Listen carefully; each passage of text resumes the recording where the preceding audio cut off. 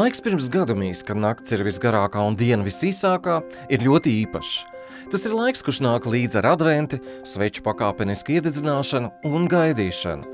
Tas ir garīgs laiks, kas piepildīts ar īpašām pārdomām, labdarību, līdzjūtību, kopā būšana ar mūsu vistuvākajiem, ar ģimeni, gan jaunāko paudzi, gan vecāko.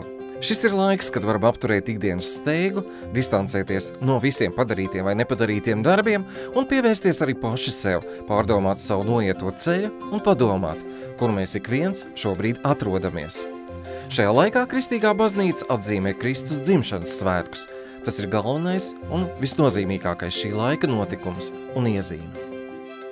Tradīcijās Ziemassvētki ir visvairāk saistīti ar dāvanām, protams, kad mēs apdāvinām citu un nāk Ziemassvētku vecītis vai Santa Klaus, kurš atnāk pie rātniem bērniem un par viņu labajiem nopelniem tad piešķir kādas dāvanas. Ja gadās kāds, kas ir sliktāks, tam sadod žagaru. Īstie Ziemassvētki ir tieši pretstats šai tradīcijai. Īstie Ziemassvētki ir tad, kad Dievs raudzījās uz pasauli, ko viņš ar tādu mīlestību bija radījis, par kuru viņam bija sapnis, kā cilvēki tajā dzīvos, ka viņš redzēja, ka mēs neesam tie rātnie bērni, ka mēs esam sagādājuši viņam daudz vilšanos un ka mēs citam esam daudz pārdarījuši un arī sev. Viņš nāca, lai mums palīdzētu, bez nopelna no mūsu puses, bez tā, ka mēs būtu pelnījuši, ka viņš nāk pie mums. Viņš vienkārši ieradās šajā pasaulē, lai dzīvot ar mums, lai izdzīvot tādu pašu dzīvi, kā mēs dzīvojam, lai varētu mūs līdz galam saprast, un lai būtu mūsu glābējs. Glābējs, kas izglāb mūsu dvēseles mūžīgai dzīvībai, bet pirms tam arī mūsu pašus tādai jēgpilnai, vērtību pilnai, sakarīgai dzīvei šajā pasaulē un savā starpā. Mēs pieminam to, ka Dievs savu dēlu deva mums cilvēkiem, un tādēļ arī došana ir ļoti normāla līdzējošā parādība. Bet interesanti jau ir tas, ka senajos padomju laikos tad ideologi mums izdomāja svētkus, kurus svinēt, un tagad liekas, ka bieži vien arī bez tiem lielajiem svētkiem veikalnieki ir gatavi izdomāt jaunus svētkus un sadabūt vienalga no kura kontinentu un mums piedāvāt, lai mēs tos svinam. Un tādā veidā nemanot šie svētki komercializējās un ir atkal jaunā kāda ierīce izlaista, ko noteikti visiem bērniem gribās, ka viņiem vecāki nopērk jeb kaut kas cits. Bet tā īstā lieta ir tā, ka mums ir jāiemācās svinēt svētkus arī bez tā, ka mēs aizējam ciemos, mums ir pilnas rokas.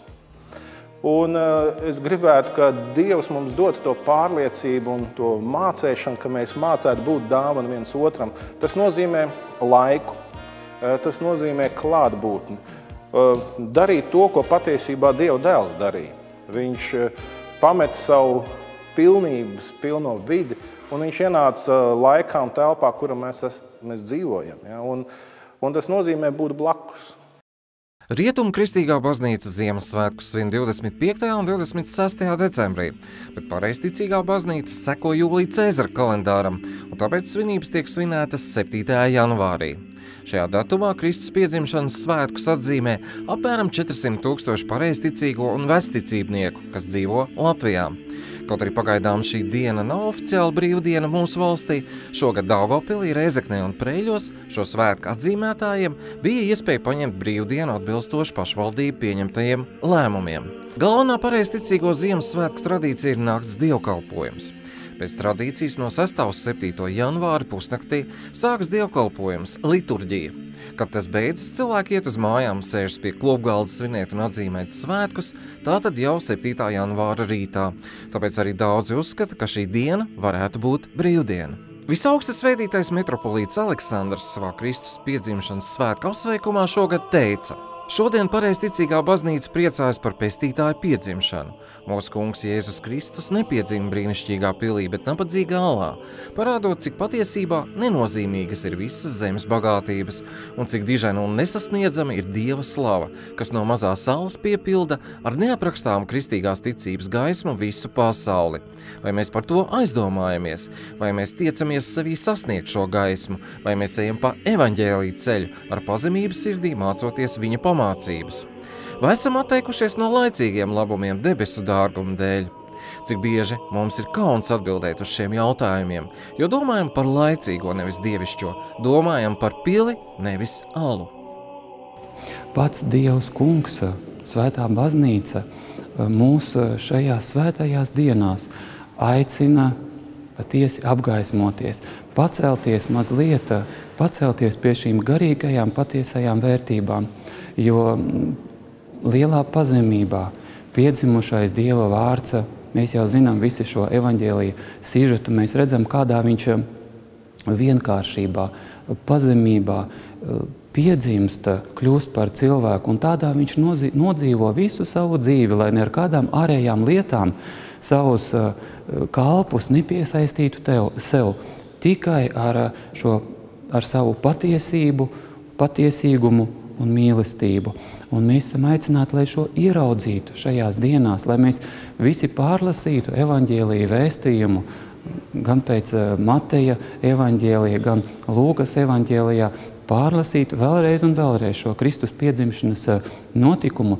Ja varam ieskatīties, tagad visiem ir pieejams, ieskatīties kādos no mūsu svēto tēvu pamācībām, tie, kas ir, tā teikt, klasiski atzīti, svētā Jāņa Zeltamutes, svētā Damaskas Jāņa un mums tuvāko svētā Ignātija Brančiņinova, šo lielo Kristus baznīcas skolotāju, svēto cilvēku arī pamācībās, ieskatīties un ieraudzīt tur Kristus gaismu.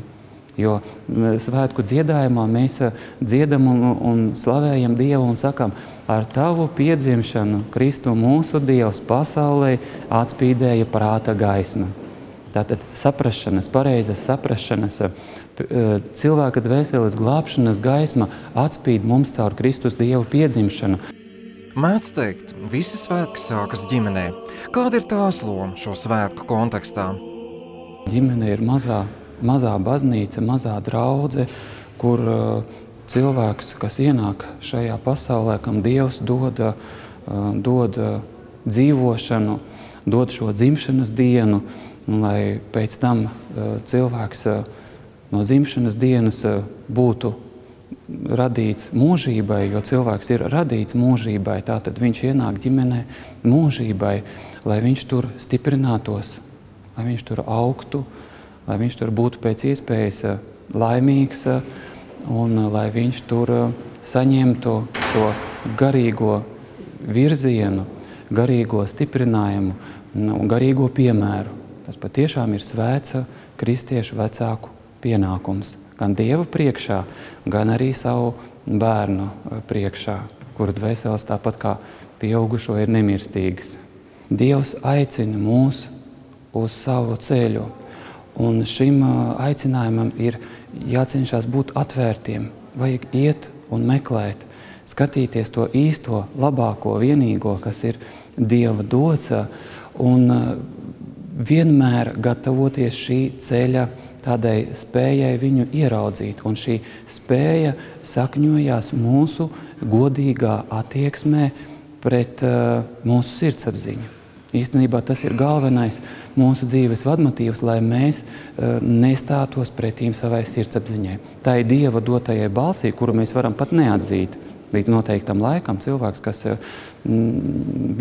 līdz kādam laikam var uzskatīt, ka tas ir kaut kas tāds nesaprotams un nepieņemams, bet vajag censties viņai vienmēr sekot un nepārkāpt un vienmēr redzēt to, ko mūsu sirdsapziņa saka, kas ir labs, to turēt par labu, pēc tā tiekties, un ko viņi saka, kas ir slikts un nepareizs, no tā visādā veidā bēgt prom, nepieņemt, nedarīt.